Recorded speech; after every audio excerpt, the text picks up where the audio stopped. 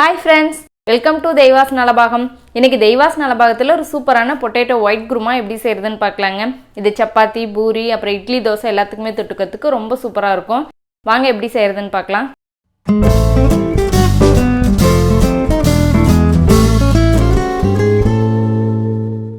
First இந்த recipe பண்ணுறதுக்கு ஒரு அரை கப் அளவுக்கு தேங்காய் துருவி எடுத்து வச்சுருக்கேன். இது ஒரு மிக்ஸி ஜாரில் சேர்த்துக்கலாம். இது ஒரு 5 டேபிள் ஸ்பூன் அளவுக்கு இருக்கும். இது உள்ளே சேர்த்தாச்சு. இது கூட ஒரு 3/4 டீஸ்பூன் அளவுக்கு சோம்பு, 1 டீஸ்பூன் கசகசா சேர்த்துக்கோங்க.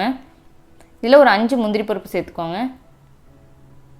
இது கூட ஒரே ஒரு பச்சை மிளகாய் சேர்த்துக்கோங்க. சேர்த்துட்டு இதை கொஞ்சம் தண்ணி விட்டு நல்லா ஃபைன் பேஸ்ட்டாக அரைச்சி எடுத்துக்கோங்க. ஒருவேளை உங்களுக்கு முந்திரி பருப்பு சேர்க்க விருப்பம் இல்லை அப்படின்னா நீங்கள் ஒரு 10 வேர்க்கடலை கூட சேர்த்துக்கலாம், நல்லா தான் இருக்கும். இதையும் நல்லா ஃபைன் பேஸ்ட்டாக அரைச்சி எடுத்துக்கலாம்.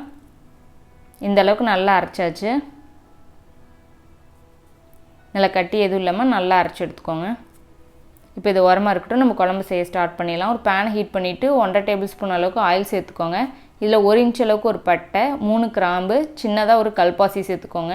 இந்த கல்பாசி சேர்த்திங்கன்னா ரொம்ப நல்லா குருமாக்கு ஃப்ளேவராக இருக்கும். இது ஒரு வாட்டி நல்லா கலந்து விட்டுறலாம்.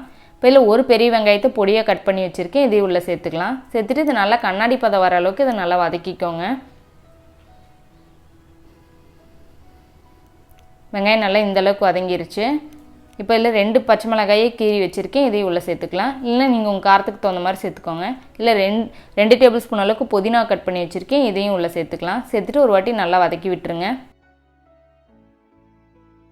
இப்போ இல்லை ஒரே ஒரு சின்ன சைஸ் தக்காளியை பொடியாக கட் பண்ணி வச்சுருக்கேன். இதை உள்ளே சேர்த்துக்கலாம். பெரிய சைஸ் தக்காளியாக இருந்தால் அதில் பாதி மட்டும் சேர்த்துக்கோங்க. இல்லை தக்காளி குறைவாக சேர்த்தா போதும். தக்காளி நல்லா இந்த அளவுக்கு வதக்கிக்கோங்க. இது தக்காளி நல்லா வதங்கிருச்சு. இல்லை ஒரு 1/4 டீஸ்பூன் அளவுக்கு கறி மசாலா தூள் சேர்த்துக்கோங்க. சேர்த்துட்டு ஒரு வாட்டி நல்லா கலந்து விட்டுறலாம். இல்லை 2 உருளைக்கிழங்கு, மீடியம் சைஸ் உருளைக்கிழங்கு 2 உருளைக்கிழங்கு எடுத்திருக்கேன். நல்லா வேக வச்சு தோல் உரித்து இந்த அளவுக்கு உதுத்து வச்சுருக்கேன். இது உள்ளே சேர்த்துக்கலாம். ரொம்ப மசிக்காதீங்க, இந்த அளவுக்கு உதுத்தா போதும். போட்டு ஒரு வாட்டி நல்லா வதக்கி விட்டுறலாம். இப்போ நம்ம அரைச்சி வச்சுருக்கிற தேங்காய் விழுதெல்லாம் உள்ளே சேர்த்துக்கலாம். சேர்த்துட்டு இந்த மிக்ஸி ஜார்லேயே இன்னும் கொஞ்சம் தண்ணி விட்டுட்டு அதை நல்லா ஒரு வாட்டி அலசி சேர்த்துக்கலாம். சேர்த்துட்டு இதை நல்லா ஒரு வாட்டி கலந்து விட்டுருங்க. இப்போ குழம்புக்கு தேவையான அளவுக்கு நம்ம தண்ணி சேர்த்துட்டு நல்லா கலந்து விட்டுறலாம்.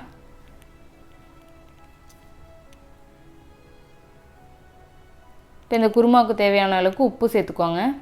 சேர்த்துட்டு ஒரு வாட்டி கலந்து விட்டுட்டு மூடி போட்டுட்டு ஒரு 5 நிமிஷத்துக்கு நம்ம மீடியம் ஃப்ளேமில் கொதிக்க வச்சிடலாம்.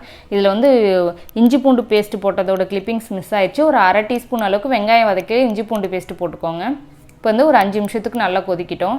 ஒரு 5 நிமிஷத்துக்கு மேலே ஆகுது. ஓப்பன் பண்ணிக்கலாம். அவ்வளோதாங்க, நம்மளுக்கு பொட்டேட்டோ குருமா ரொம்ப சூப்பராக வந்திருக்கு. நல்லா கரெக்டான கன்சிஸ்டன்சியில் நல்லா திக்காகி வந்திருக்கு.